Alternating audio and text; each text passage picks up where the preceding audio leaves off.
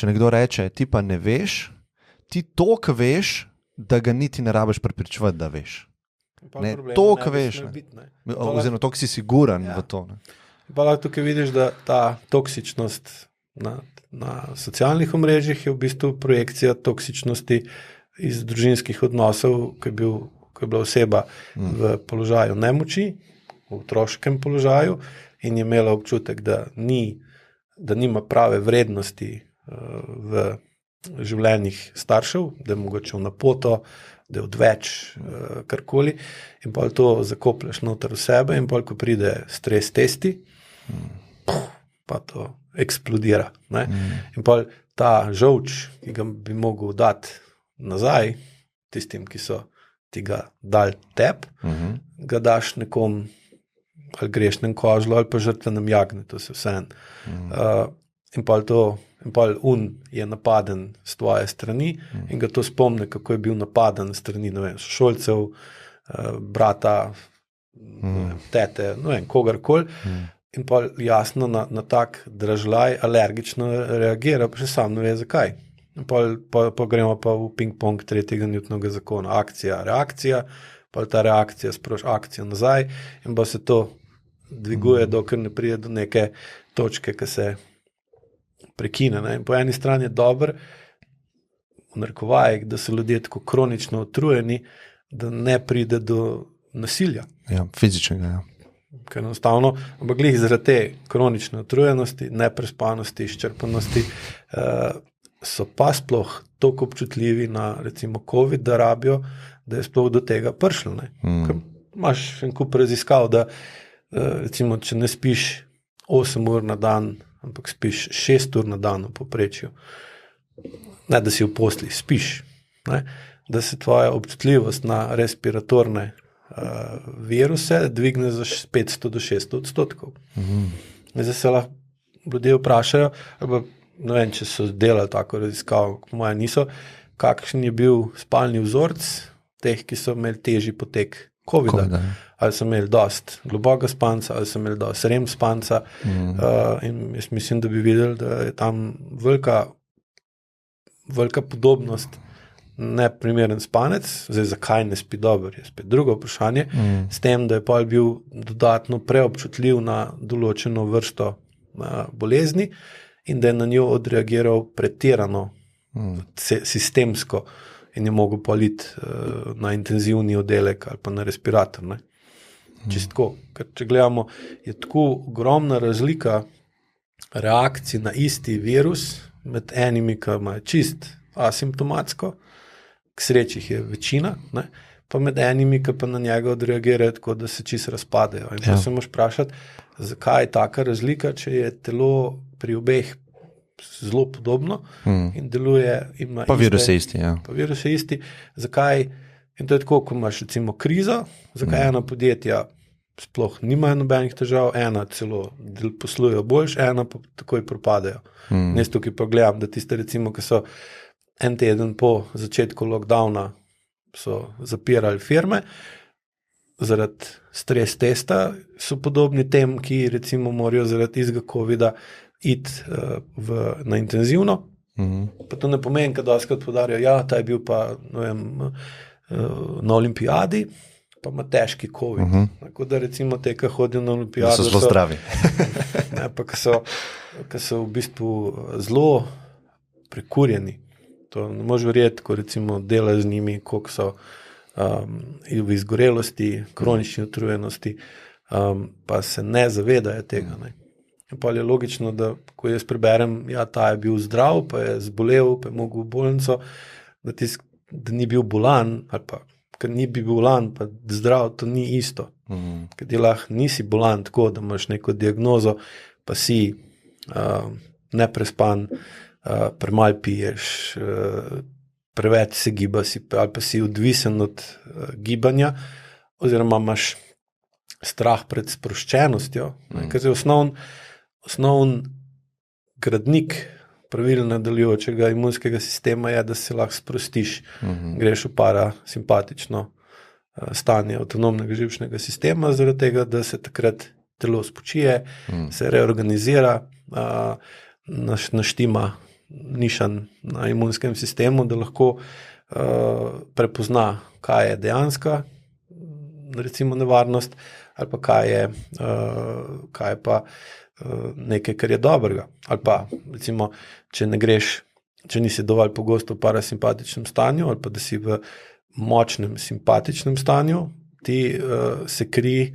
začne zbirati bolj v trebušni votlini, kar pomeni, da imaš manj krvi v zgornjih dihalih, kar pomeni, da je tvoj imunski sistem v zgornjih dihalih manj učinkovit. Pa ima še drug problem, da recimo, če si preveč napet, imaš preveč napete mišice okrog trebušne votline. Ker imaš preveč napete mišice, se trebušna votlina pri dihanju ne spreminja oblike. Ker trebušna votlina ne spreminja oblike, se ne more primerno spreminjati velikost prsne votline. Ker se velikost prsne votline ne spreminja primerno, je dihanje težje in pa nehaš dihati na nos, ampak dihaš na usta. Če ne dihaš na nos, ne gre zrak čez nos, ne samo, da se filtrira, ampak je v nosu povišana koncentracija dušikovega oksida, ki v bistvu sterilizira, uniči veliko količino patogenih organizmov, to se pa ne zgodi, če dihaš na usta. In zdaj, če ti ljudi prestrašiš, ali pa so prestrašeni zaradi nekega stres testa, kaj misliš? Bojo dihali bolj na nos ali bolj na usta? Ne? Ja, bolj na usta. In govorijo, dajte masko čez nos, noben pa se ne pogovarja, kako pa dihate, ko imate masko gor, ali dihate na usta, ali dihate na nos. Ker je veliko bolj škodljivo dihanje na usta brez maske, kot pa dihanje na nos z masko.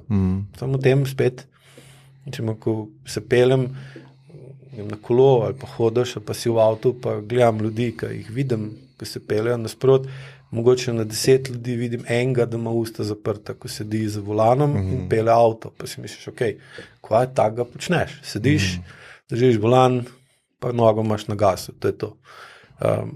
Zakaj dihaš na usta?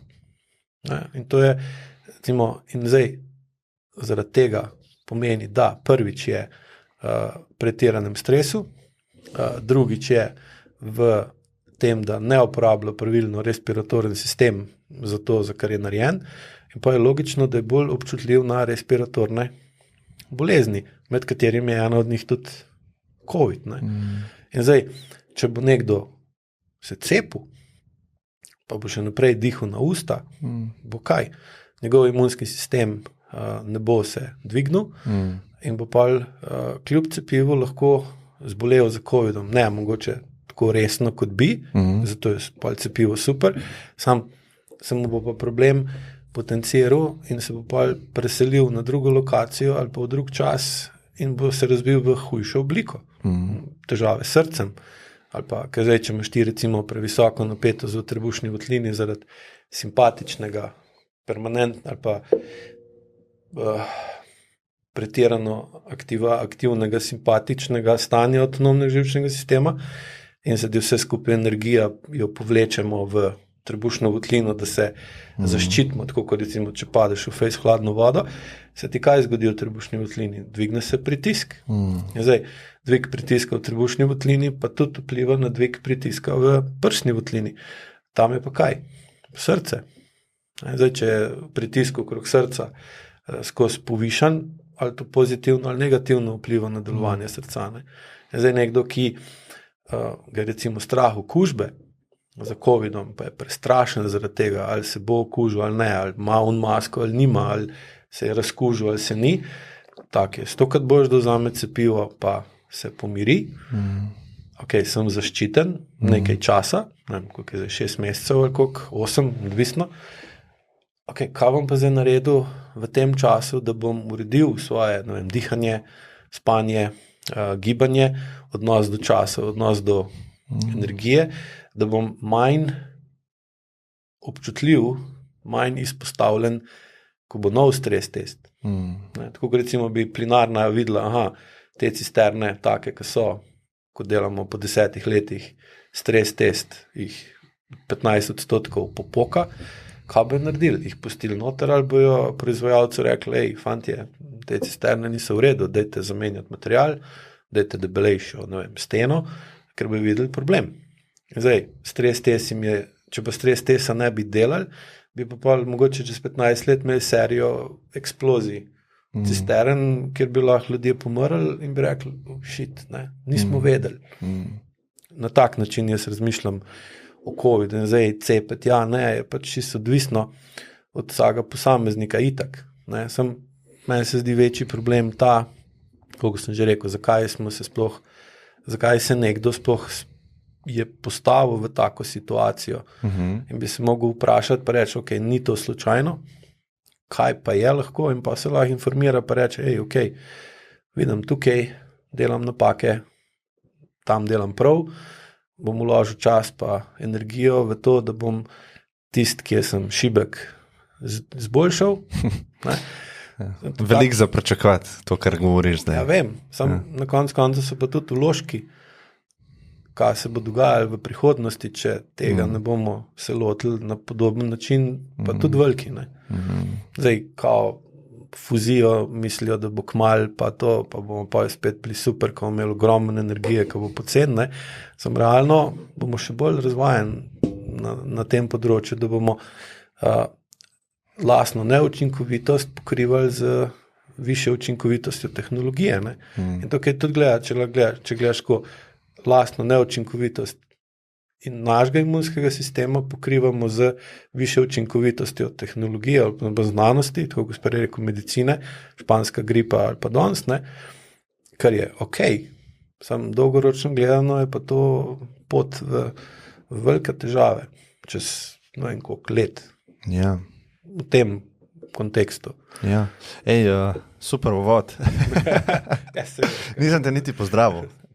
Zdravo. Imam par vprašanj. Hvala, ker si spet prišel do mene. Vedno mi je v veselje se s tabo pogovarjati, pa tvojo perspektivo dobiti. No. Tako